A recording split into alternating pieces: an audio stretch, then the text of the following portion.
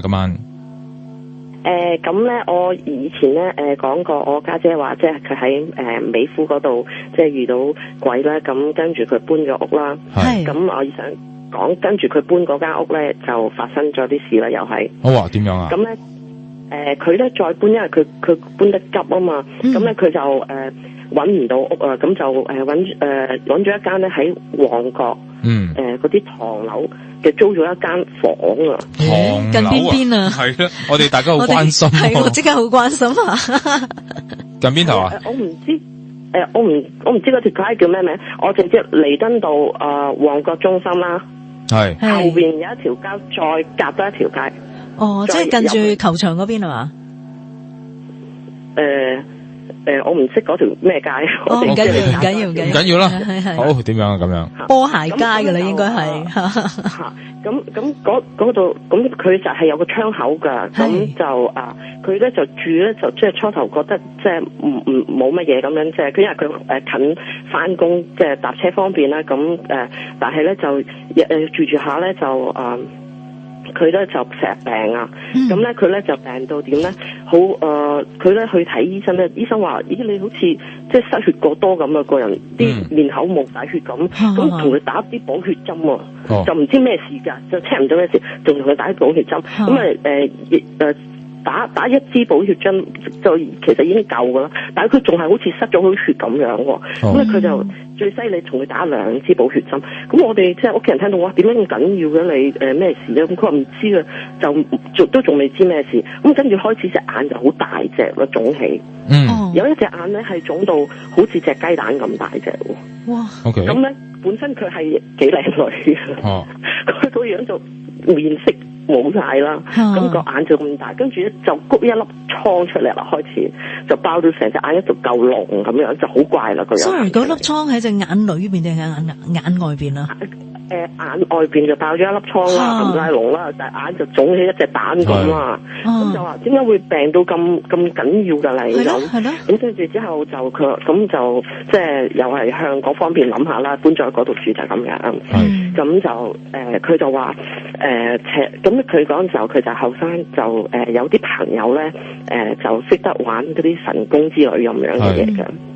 咁就話我哋幫你上去睇下，咁咧點知一上到咧佢就話係啊，你上高有啲嘢啊，咁佢哋即刻咧就喺嗰度咧就做啲法事，即係作法咁嘅嘢㗎。咁但係咧佢哋咧就話佢見到咧嗰度嗰個人有個好似個阿伯咁嘅嘢咧，就係着啲唐裝青裝衫，有條好長嘅辮。咁佢話嗰個人咧就喺嗰度好多年㗎啦，嗰啲係佢嘅地方嚟㗎。佢話佢嗰度叫佢做喺嗰度死嘅咁樣。咁咧佢就每日咧就喺佢個房嗰窗咧就走入去嗰個位。佢日日就係坐喺嗰度。佢就啱啱做緊法事嗰時，佢就坐緊嗰個位。佢日日都係坐到你就坐嗰度。咁佢就彈開咗啦，即刻咁好驚啦，就全部講啲嘢都中啦。咁佢話咧，因為佢入屋咧，佢個老公咧就踢到佢啊，踢咗落去佢嗰度啊，就冇講對唔住，就行咗入去。咁佢話佢係因為佢係做差人嘅，咁佢搞佢唔到喎。即係以前啲人話興咩有黃氣係啦咁樣噶嘛。嗰個年代咧，咁佢話咁就所以我就係搞你啦。咁佢話一定要攞佢命為止，即係點解會咁多病啊咁？咁佢話死啦！咁嗰班人就幫佢啦。點知咧就話要即係嗰個人一定要攞命噶嘛，佢話要收佢喎，咁就要即係講和平就唔得啦。咁點知人咧就捉唔到佢，其實嗰班人咧就未到屍啊。咁咧就嗰隻嘢咧就上咗嗰個人其中一個身，就話要帶佢走，拎翻去揾佢師傅搞。咁嗰隻嘢就唔走，嗰個人咧個腳咧就黐住個地。咁有4-5個人嘅，佢哋男人就拖住呢個人行，隻腳就係一路黐住個地，就咁就拖住。點樣都滴唔起嗰隻係咪啊？係啊，咁咧佢話佢用啲唔知咩符咧，就係封咗喺佢腳嗰度啦。咁佢就黐住喺個人，就帶翻去揾師傅問點算啦。咁但係咧一路行佢唐樓嚟噶嘛，佢拖住嗰個拖到個波鞋穿咗窿。跟住咧波鞋都穿得窿啊！即係磨得好緊要。係咯。樓下咧就有差人經過啦，見到你哋做乜嘢啊？即係咁一個人咁拖住咁樣行嘅，幾個人拖佢。咁佢話咁嗰啲人又話佢飲醉酒，但係你隻腳做咩咁樣咧？你穿晒窿拖住喺個地咧，咁啲即係有啲人話佢飲醉酒翻去見師傅冇事，咁即係可能親人都意識到啲乜嘢啦，咁就由得佢哋走咯。但係佢一路拖住個腳流血咯，咁翻去咁之後咧，佢哋夜晚黑就再打電話講翻佢話咧，佢嗰個咧係嗰度個地主嚟嘅，就唔知搞到點啦。依家就搞到即係佢哋唔可以咁樣拖佢扯噶。地主咩地主啊？點樣？即係嗰啲手，即係嗰個地方嗰隻鬼，係原本喺嗰度嗰啲佢哋即係係啊，嚟好多年嘅啲地主，即係你走就你唔可以拖佢走噶咁樣。咁佢話依家佢哋自己都一身蟻揾師傅搞，咁佢哋就即刻搬走咗咯，跟住。咁而家點啊？係啦，都搞好咗噶嘛？就冇事，病就冇事咯。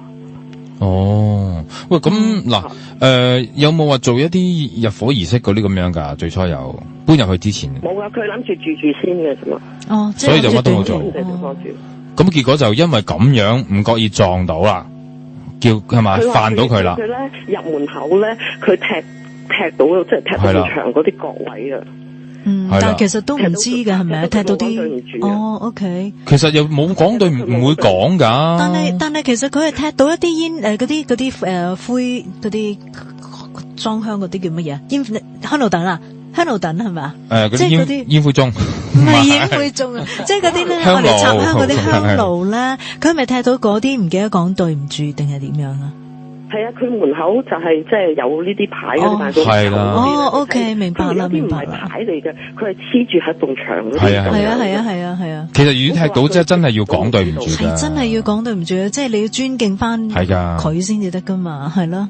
但我即係好恐怖咯！一個人個腳拖住個地。係啊，我聽到啊。